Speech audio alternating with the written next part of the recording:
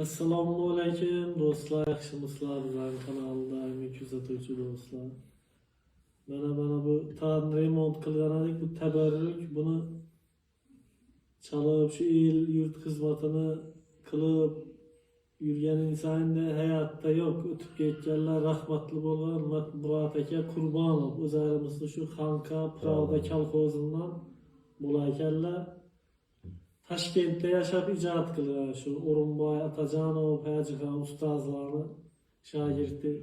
Shular bilan deng xatarimi bor. Alloh rahmatidan bo'lsin. Ukamiz farzandlari Barayan aka shu chalib yurishanda shu remontladik. Shu insonni ruhlari shod bo'lish maqsadida ko'p yillar chalinmayotgan ekan, lekin ovozi yoqdi zo'r.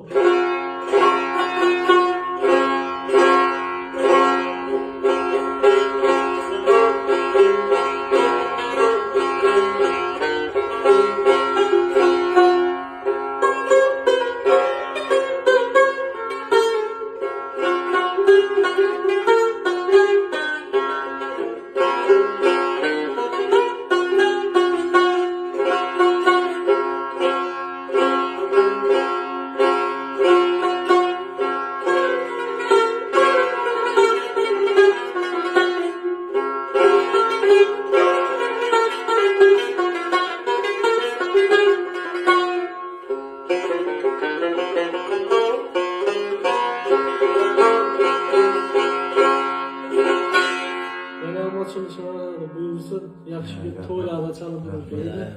Hadi gözünde görürsen rahmet. Kanın düzgünler, kanın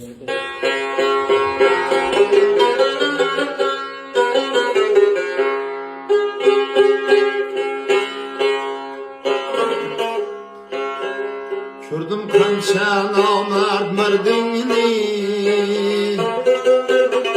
kürdüm kança dillerde feryat, kürdüm kança namard mardini, kürdüm kança dillerde feryat. Bildirmezsen çakıp oladı. Şayalların köbüken hayat, bildirmezsen çakıp oladı. Şayalların köbüken hayat. Şimdi minnetiniz arkasında yüzündü Allah hem bağışta oyla da seyret duraversin, çalıp duraversin. Sana ustazlar yolunu versin. Rahmet olsun. Yapkan olsa oldu. Malis. Zor.